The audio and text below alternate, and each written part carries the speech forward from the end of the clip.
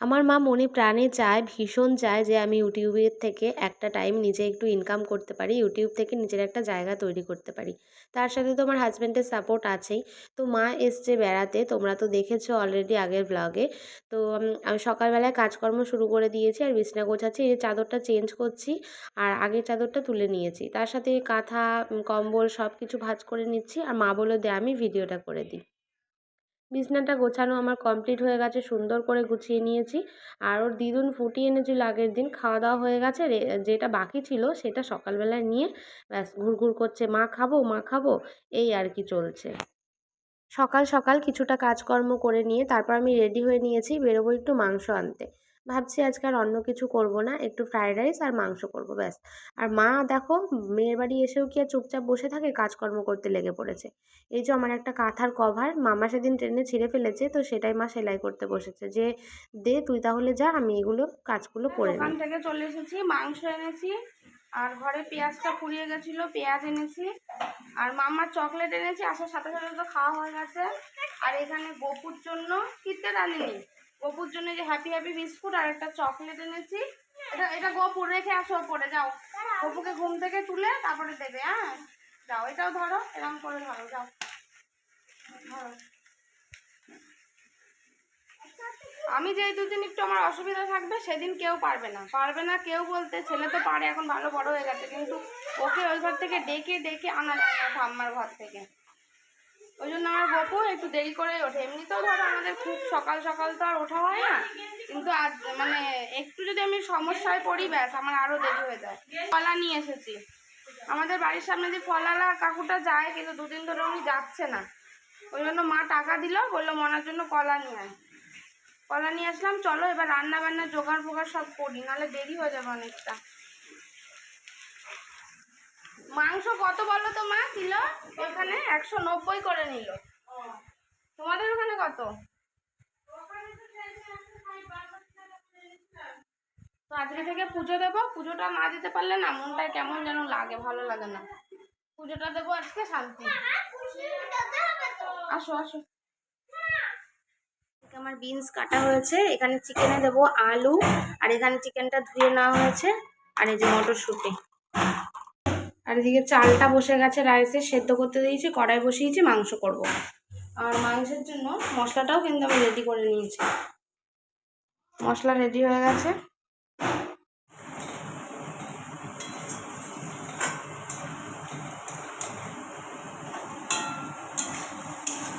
দুটো কড়াইতে দুরকম চাপিয়ে দিয়েছি। একটাতে রাইসের জন্য সব বা গাজর, বিনস, ক্যাপসিকাম আর মটরশুঁটি দিয়ে ভাজা বসিয়েছি। আর চিকেনটা আরেকটা কড়াইতে হচ্ছে। একটু তাড়াতাড়ি রান্না করে নিতে পারলে ভালো হয়, নাহলে মা তো বেরিয়ে যাবে আবার।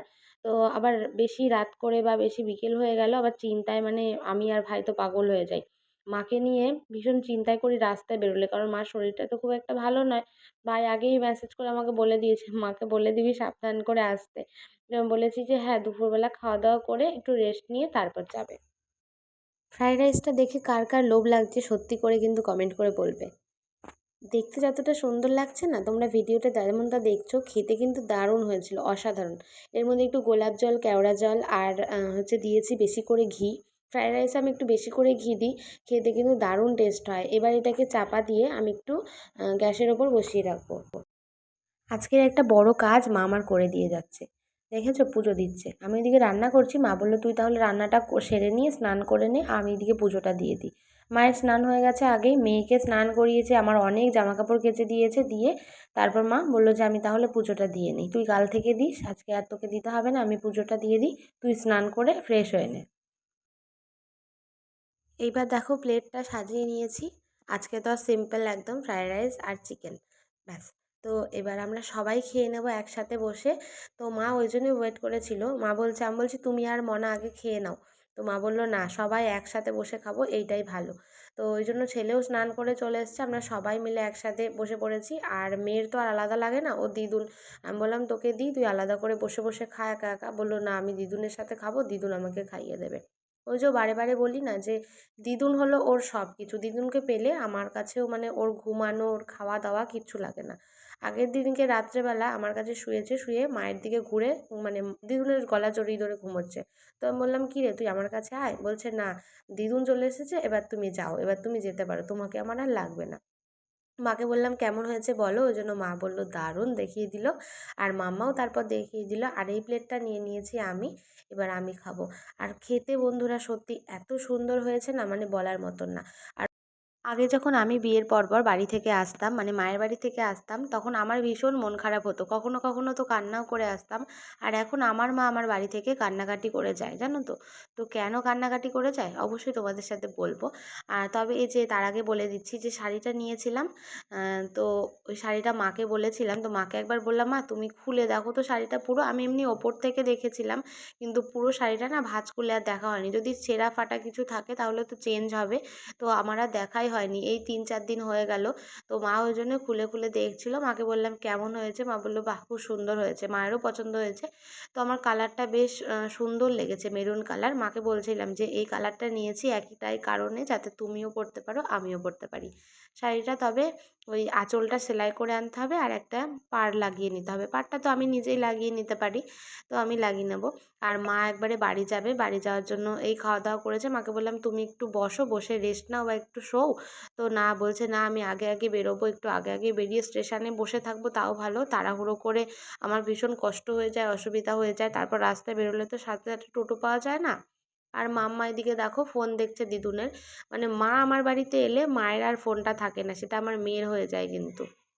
আর এখন মামাকে ফোন করছে, বলছে আমি মামাকে ফোন করবো। আর মা মানা করছে যে মামা এখন কাজে আছে, ব্যস্ত আছে, তুমি ফোন করো না। কিন্তু ও তো কিছুতেই শুনবে না, ও মামাকে ফোন করবে। তো মা বললো যে ভিডিও কল করো না, এমনি নর্মালি কল করো, এমনি নর্মাল কথা বলো আর কি। তো ওই কারণেই দেখো একা একা মামাকে ফোন করে দিয়েছে। সব কিছু পারে এখন, জানো না, সব কিছু ওর এখন একা একা ফোন করতেও শিখে গেছে। যদি আমি একটু বকাবকি করি, সাথে সাথেও দিদুনের কাছে ফোন করে দেবে। আমরা পরে যাব, বাবা আসুক বাড়িতে। দিদুন পারবে না তোমাকে নিয়ে যেতে। তোমাকে নিয়ে পারে যেতে? ট্রেনে যাবে বাবা, দিদুনের কাছে ব্যাগ থাকবে, দিদুনকে নিজে নিয়ে আমরাই টেনশনে থাকি। আমি ট্রেনে উঠতে পারবো না তোমাকে নিয়ে। তুমি আমাদের সাথে পরে যাবে, বাবা আসলে আমরা যাব, বাবার গাড়ি করে ভু করে চলে যাব। হ্যাঁ, তাই করো। আজকে আবার কান্না করবে রাত্রে। হ্যাঁ, তাই দেখছি। এই রোল খাওয়াবি আজ করে। ওই দিদুন টাকা দিল, রোল এনে দেবো। হ্যাঁ ডিম নিয়ে আসবি। আচ্ছা, নাহলে বাড়িতে বানিয়ে দেবো আমি রোল। মা বাড়িতে বানিয়ে দেবে? এক্ষুনি ডিম আছে ঘরে? নিয়ে আসবো সন্ধ্যাবেলা। তাহলে তাই কর। তোমাদেরকে বললাম না মা মন খারাপ করে যায়, কেনই বা যাবে না বলো তো। এই যে নাছোড়বান্দা শুরু হয়েছে, যখনই মা আসবে যাওয়ার সময় যেতে দেবে না, কান্নাকাটি করবে।